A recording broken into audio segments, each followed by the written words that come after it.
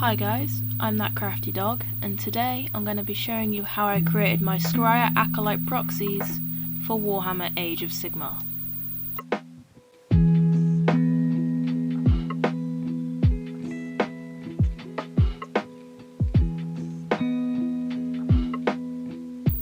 I made these as a quick solution for the fact that GW doesn't sell Acolytes in their minimum units of 5.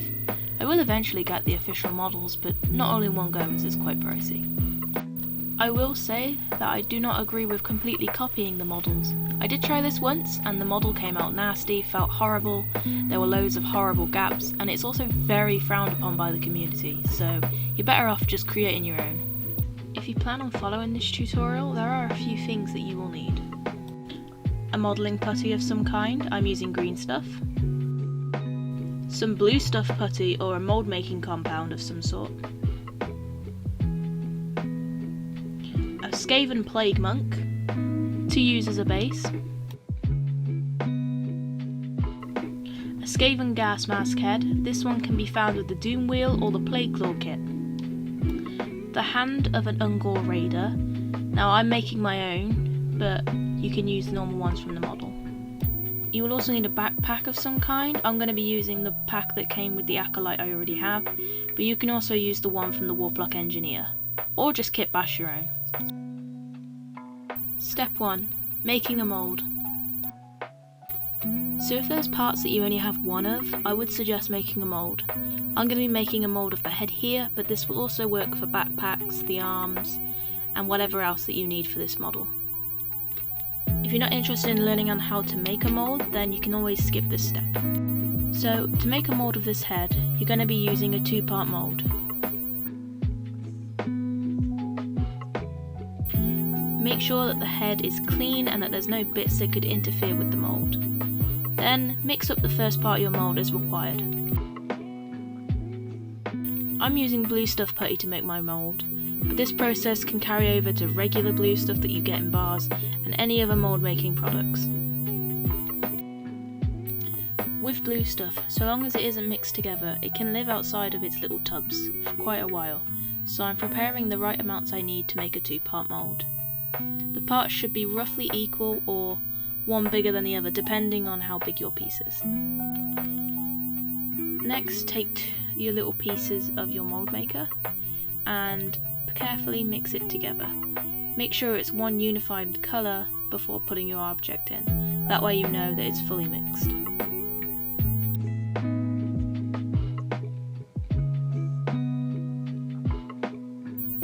When it's fully mixed, make sure you have a flat surface and carefully push it out down onto it. Make sure it's nice and flat and smooth and big enough for your piece. Then place your piece in it. It doesn't matter if part of it's sticking out because that'll be covered by the 2-part mould. Make sure your piece is thoroughly in it just so it gets all the detail.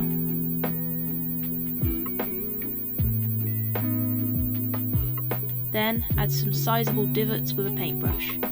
I suggest at least 3. These make sure your mould always goes in the same spot.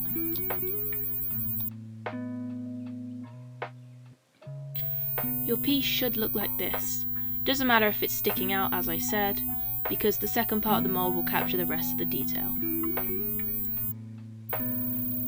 Once the first part of your mould has hardened, repeat the mixing process. Make sure the pieces are mixed thoroughly.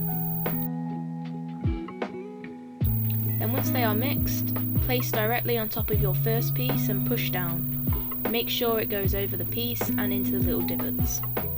So it makes almost like a lid.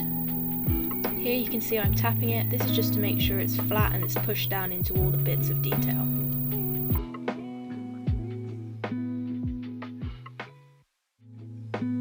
Then the second part to your 2-part mould should be done, and you just need to leave it to cure.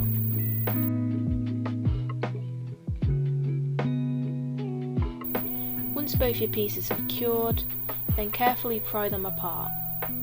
It might be a bit awkward, but just be very slow and very careful with it, and it won't tear.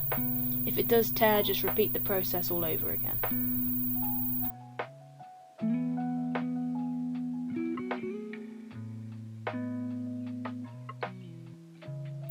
Once you have the lid part off, just remove your plastic piece and you should have a 2-part mould ready for crafting.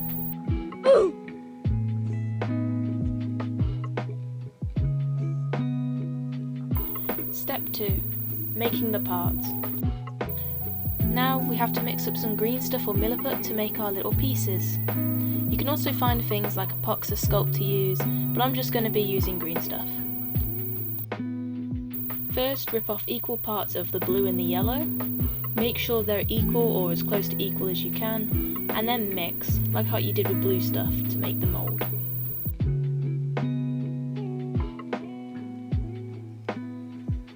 Make sure you have enough for your piece, and make sure there's more than enough, really, so some can get pushed out the sides.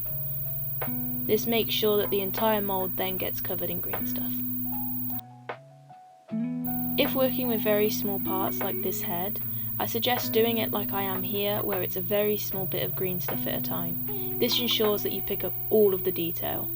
Just like I said, remember to overfill each section just a little bit, so when pushed together, it pushes a little bit out the sides. Make sure it sticks together.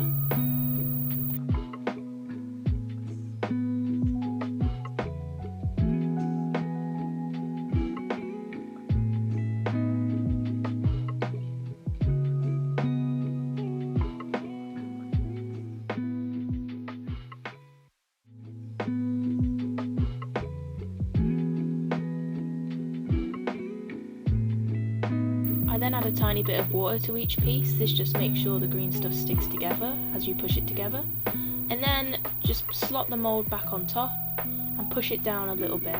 This ensures the green stuff gets pushed around and that both pieces get stuck together. Apply a fair amount of force with this, but not enough to break your mould if you're using blue stuff like I am. But just enough to ensure it sticks together.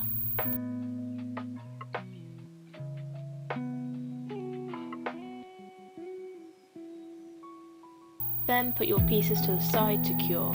I think green stuff takes a couple of hours, but so in the meantime, take any excess bits of green stuff you have and make the balls for the poison wind globes.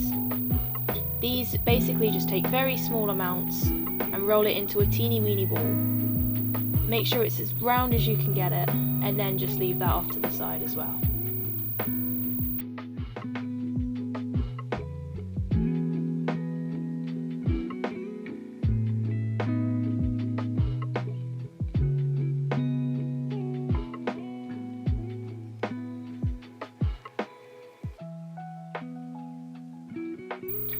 After a few hours your pieces should be fully cured, so take them out of your mould like you did with the plastic piece, and you'll see there might be some mould lines or some escaped bits. Then just scrape that off with a hobby knife or a mould line remover, being very careful not to damage the green stuff as you do it.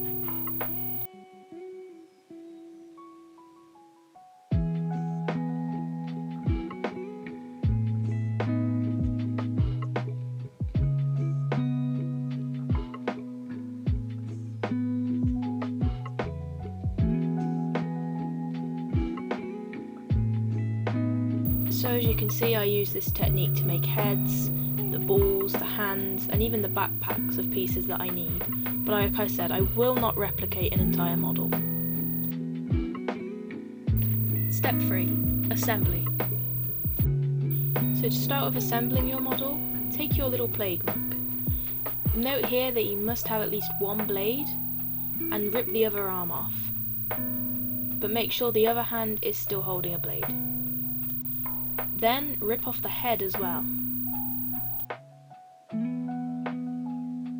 Now I got this model from an LGS, but that means it was stuck on with super glue or something, so I needed to cut it off with a craft knife.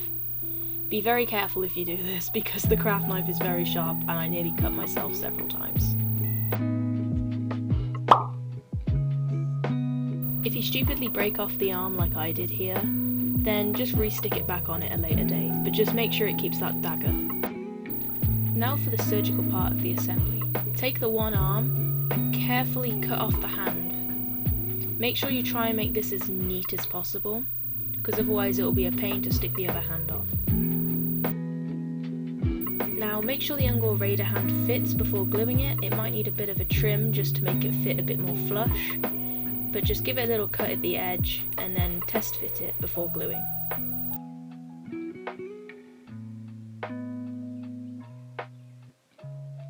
Then take some super glue, drop a little dollop onto the arm, and very carefully stick the hand on there. Just make sure you don't get super glue all on your fingers like I did.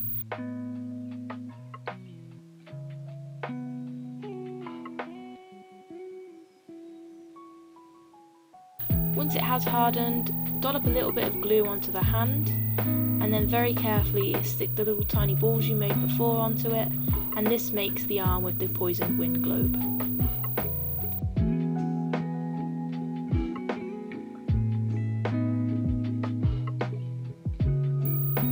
While that's doing that, put a little bit of glue onto the neck and carefully attach the head. This might require a bit of force and a little bit of putty if needs be, just to fill in a gap, but if all works well it should just fit normally. Then, once the individual pieces have cured, add each of the body parts as you see fit. So attach both the arms and then attach the backpack once you've done. I'm going to be speeding this up just to show you how it all goes.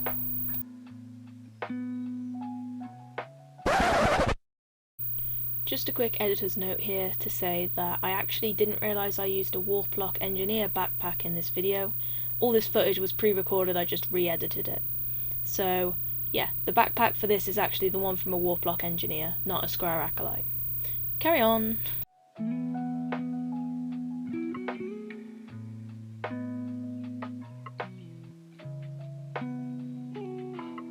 So after all that tedious gluing, you should have a fully assembled Skryre Acolyte proxy for use in all your Warhammer Age of Sigmar games. If you have a local gaming store, you can get all these parts quite easy and cheap.